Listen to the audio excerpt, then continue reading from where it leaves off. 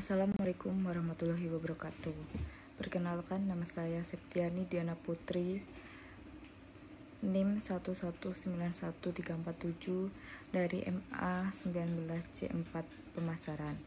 Di sini saya akan membacakan materi tentang perjanjian berstandar atau perjanjian baku dalam transaksi perdagangan internasional. Perjanjian berstandar. Perjanjian berstandar disebut juga perjanjian standar. Dalam bahasa Inggris disebut standar kontak atau standar agreement. Kata baku atau standar artinya tolak ukur yang dipakai sebagai patokan. Dalam hubungan ini, perjanjian baku artinya perjanjian yang menjadi tolak ukur yang dipakai sebagai patokan atau pedoman bagi setiap konsumen yang mengadakan hubungan hukum dengan pengusaha. Yang dibakukan dalam perjanjian baku ialah meliputi model, rumusan, dan ukuran. Hukum kontak internasional dalam bentuk kontrak baku. Negara sudah merasakan pentingnya peran bisnis dalam meningkatkan pertumbuhan perekonomiannya. Kesempatan ini disebut dengan perdagangan. Mereka cukup banyak membentuk berbagai asosiasi dengan sesuai dengan bidang usaha dagangannya. Keberadaan asosiasi dagangan ini antara lain bertujuan memfasilitasi dan memperlancar usaha dagang mereka. Salah satu cara atau upaya memfasilitasi ini antara lain adalah memperkenalkan bentuk-bentuk kontrak buku atau standar. Satu hal yang perlu diperhatikan dalam kaitannya dengan kontrak baku adalah penaungannya. Kontrak baku atau kontrak standar dapat dicantumkan melalui pengukuran dalam dokumen kontrak atau hanya melalui penunjukannya saja. Contohnya, impressional of them be province. Misalnya syarat-syarat perdagangan yaitu FOB, free on board. Tanggung jawab hukum dengan syarat perdagangan FOB dengan contoh kasus ekspor impor pupuk PT Pusri dengan syarat perdagangan FOB, free on board. Latar belakang perjanjian baku. Latar belakang tumbuhnya perjanjian baku disebabkan karena adanya sosial ekonomi. Perusahaan besar dan perusahaan pemerintah mengadakan kerjasama dalam satu organisasi, dan untuk kepentingan mereka ditentukan syarat-syarat secara sepihak. Pihak lawannya pada umumnya mempunyai kedudukan lemah, baik karena posisi maupun karena ketidaktahuannya, dan hanya menerima apa yang disodorkan. Pemakaian perjanjian baku tersebut sedikit banyaknya telah menunjukkan perkembangan yang sangat membahayakan kepentingan masyarakat, terlebih dengan meningkatkan bahwa awam masyarakat terhadap aspek hukum secara umum, dan khususnya pada aspek hukum perjanjian. Selanjutnya ada beberapa pendapat dari para ahli mengenai definisi dari perjanjian baku, yaitu dari Hordius. Dengan definisinya, yaitu perjanjian baku sebagai sebuah konsep perjanjian tertulis yang disusun tanpa membicarakan isinya, lazimnya dituangkan ke dalam sejumlah bentuk formulir yang bermacam-macam bentuknya. Yang kedua, Abdul Qadir Muhammad mendefinisikan perjanjian baku adalah perjanjian yang menjadi tolak ukur yang dipakai sebagai patokan atau pedoman bagi setiap konsumen yang mengadakan hubungan hukum dengan perusahaan, yang distandarisasikan atau dibakukan adalah meliputi model, rumusan, dan ukuran. Yang ketiga, Maryam Darus Abdul Zaman dengan definisinya yaitu perjanjian baku adalah perjanjian yang di dalamnya dibakukan syarat eksonerasi dan dituangkan dalam bentuk formulir yang bermacam-macam bentuknya. Dan yang keempat, Sutjer berpendapat bahwa perjanjian baku bukanlah perjanjian, sebab kedudukan pengusaha itu yaitu berhadapan dengan konsumen adalah seperti pembentukan undang-undang swasta. Adapun ciri-ciri baku, sesuai dengan perkembangan kebutuhan masyarakat, maka ciri-ciri perjanjian baku meliputi dan menyesuaikan dengan perkembangan tuntutan masyarakat, yang antara lain adalah sebagai berikut. Yang ke-1, bentuk perjanjian tertulis. Bentuk perjanjian meliputi seluruh naskah perjanjian secara keseluruhan dan dokumen bukti perjanjian yang memuat syarat-syarat buku. Kata-kata atau kalimat pernyataan dibuat dalam akte autentik atau akte di bawah tangan. Yang kedua, format perjanjian diserialisasikan, yaitu format perjanjian meliputi model, rumusan, dan ukuran. Format ini dibakukan sehingga tidak dapat diganti, diubah, atau dibuat dengan cara lain karena sudah dicek. Model perjanjian dapat berupa blanko, naskah perjanjian lengkap, atau blanko formulir yang dilampiri dengan naskah syarat-syarat perjanjian.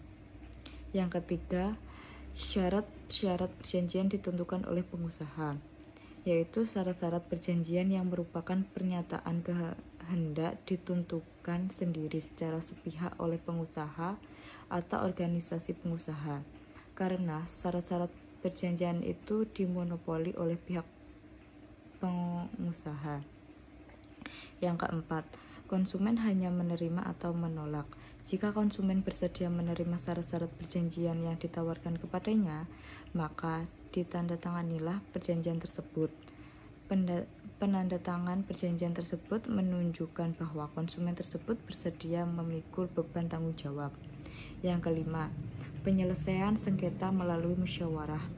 Dalam syarat-syarat perjanjian terdapat klausula baku mengenai penyelesaian sengketa.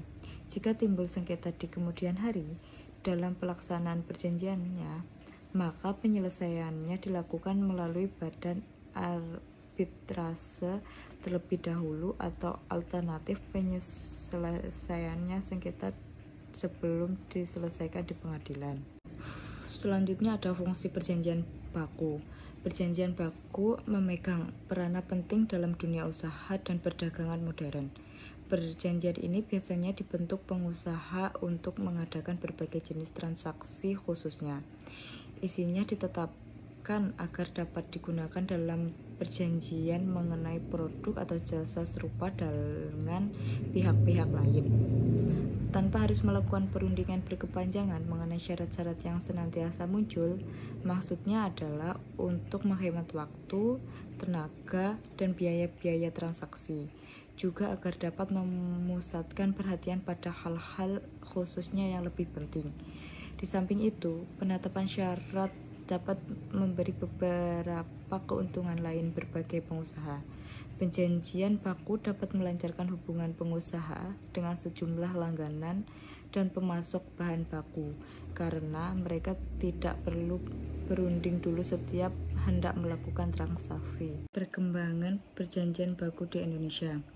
Selama perkembangannya hampir setengah abad, hukum perjanjian Indonesia mengalami perubahan, antara yang sebagai akibat dari keputusan badan legislatif dan eksekutif, serta pengaruh dari globalisasi. Adanya kebebasan ini sangat berkaitan dengan kepentingan umum agar perjanjian baku itu diatur dalam undang-undang atau setidaknya diawasi pemerintah.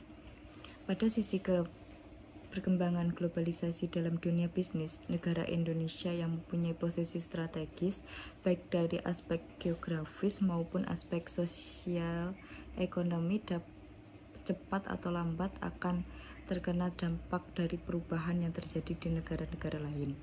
Perubahan yang terjadi dapat berupa suatu perkembangan dalam dunia bisnis.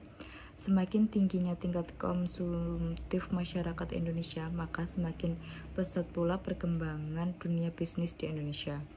Selanjutnya, perkembangan perjanjian baku di negara-negara berkembang pada umumnya berbeda dengan negara-negara lainnya, dikarenakan pada negara berkembang yang mayoritas adalah negara bekas jajahan, maka nasionalisme yang tumbuh menjadi besar.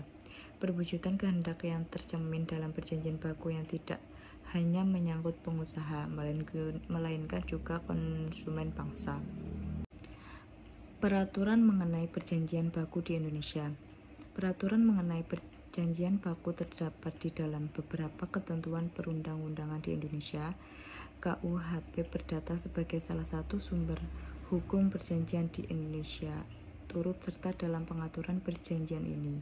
Namun, pengaturan bersifat umum, seperti syarat syahnya perjanjian pasal 132 KUHP Perdata, di mana dalam hal ini perjanjian baku sebagai salah satu macam dari perjanjian yang harus mempunyai syarat-syarat sahnya.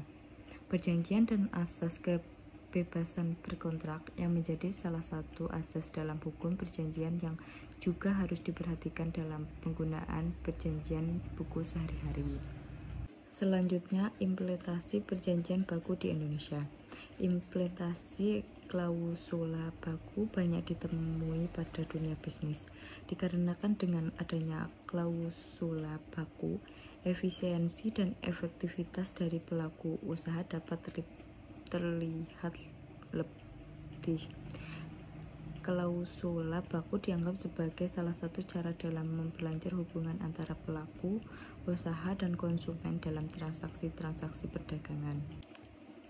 Para pihak yang terkait dalam perjanjian baku, bahwa jenis perjanjian baku yang hidup dan berkembang dalam masyarakat sangat banyak. Masing-masing jenis perjanjian baku itu beberapa pada pilihannya.